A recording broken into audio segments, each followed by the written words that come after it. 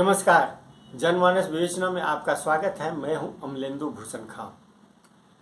कांग्रेस के वरिष्ठ नेता और पूर्व अध्यक्ष राहुल गांधी को सुप्रीम कोर्ट से क्लीन चिट मिलने के बाद, राहत मिलने के बाद और मोदी सरकार को जोरदार झटका लगने के बाद अब सबों की नज़र लोकसभा यानी संसद पर लोगों की नज़र टिकी हुई है।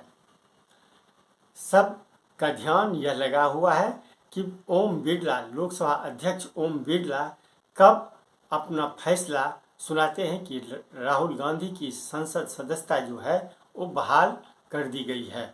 इसके लिए लोग इंतजार कर रहे हैं और सबसे ज़्यादा इस बात को लेकर के चर्चा है कि राहुल गांधी जब संसद पहुंचेंगे, लोकसभा पहुंचेंगे, तब वहां की नाराजगी, वहां का नज़ारा क्या होगा। मणिपुर हिंसा को लेकर के संसद में बहस होने वाली है और उस पर प्रधानमंत्री नरेंद्र मोदी को जवाब देना है, मणिपुर हिंसा को लेकर के। लेकिन पहले यह जब तक सुप्रीम कोर्ट से राहुल गांधी को राहत नहीं मिली थी, तब तक तो बीजेपी वाले या सत्ताधारी दल इससे अनभिज्ञ थे कि राहुल गांधी तो लोकसभा में नहीं रहेंगे, तो फिर जो होगी बहस या जो भी नेता होंगे उसे देखा जाएगा। लेकिन अब जब राहुल गांधी संसद पहुंचेंगे तो वहां का नज़ारा देखने लायक होगा। एक तरफ जीत का जश्न तो दूसरी तरफ हार का सदमा, और वो सदमा बीजेपी के लिए बहुत ही दुखदायी साबित दिखाई पड़ सकता है। राहुल गांधी जब लोकसभा में भाषण दिए हैं, जब भाषण दिए हैं, तो वो भाषण न सिर्फ तथ्यों पर आधारित होता है और उस भाषण पे सामने सत्ताधारी दल के नेता हिल जाते हैं, यहाँ तक कि प्रधानमंत्री नरेंद्र मोदी तक हिल जाते हैं। राहुल गांधी जब लोकसभा में अपना भाषण दिए हैं और उन्होंने अपनी बात सदन के पटल पर रखी है, तब तक बीजेपी के नेताओं को जोर का झटका लगा है। इस बार तो बीजेपी सुप्रीम कोर्ट के तमाचे से सहमी हुई है और वो सदमे में है। एक साजिशन ये चल रहा था जो राहुल गांधी को किसी भी रूप में, किसी भी तरह से संसद आने से रोका जाए। इसलिए मोदी सरनेम को लेकर के गुजरात के एक छोटे से कोर्ट में याचिका दायर की गई और उस पर फैसला सुनाया गया। गुजरात हाई कोर्ट भी राहुल गांधी के अगेंस्ट में फैसला दिया था, लेकिन सुप्रीम कोर्ट ने जो तल्ख टिप्पणी गुजरात हाई कोर्ट के जजमेंट पे और लोअर कोर्ट के जजमेंट पे तल्ख टिप्पणी की है, वो बीजेपी के लिए बहुत ही दुखदायी और चुभन भरी तल्ख टिप्पणी है। राहुल गांधी अपने सुप्रीम कोर्ट से मिली राहत के बाद न सिर्फ उत्साहित हैं, बल्कि उनके अंदर में एक जज्बा भी भरा हुआ है।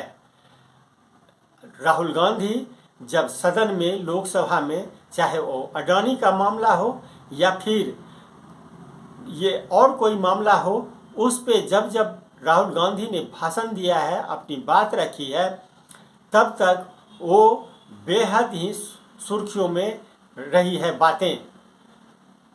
राहुल गांधी का तथ्यपरक जो तर्क और जो भी ये बातें होती है, वो उससे कोई भी इनकार नहीं कर सकता। भले ही चाहे सत्ताधारी दल अभी बहुत ही ओवर मेजॉरिटी में है, इसलिए उस पर कोई असर नहीं दिख रहा है, लेकिन जो राहुल गांधी की टिप्पणी होती है वह बेहद ही सटीक होती है।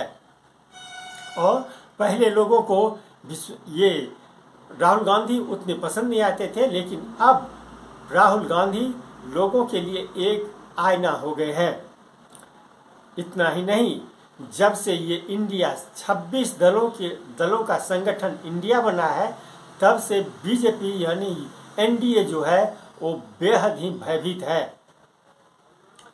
प्रधानमंत्री नरेंद्र मोदी जो नेताओं यहाँ तक कि अपने कैबिनेट के मंत्रियों तक से बात नहीं करते थे, वो अब सांसदों के साथ बैठ करके चुनावी रणनीति 2024 की रणनीति में अभी जुट गए हैं। तो आप समझ सकते हैं जो नरेंद्र मोदी हो या बीजेपी, वो किस तरह से भयभीत दिखाई पड़ रहे हैं। और ये चुनाव का परिणाम, ये इंडिया वर्सेस एनडीए जो है, इसका परिणाम जो भी अभी ही एनडीए में 38 दल का दावा किया जाता है, लेकिन ऐसे 10 दल हैं जिनका कोई अस्तित्व नहीं है, यानी वो गिनती के लिए दल है लेकिन उनका अस्तित्व नहीं है। लेकिन जो भी हो, जब राहुल गांधी संसद पहुंचेंगे, लोकसभा पहुंचेंगे और अपना और उस समय जो सदन का दृश्य होगा वह बेहद ही देखने लायक होगा। आज के लिए बस इतना ही, हमें दीजिए आज्ञा। नमस्कार। आप मेरे चैनल को ज़रूर लाइक करें और सब्सक्राइब करें। आपका बहुत बहुत धन्यवाद।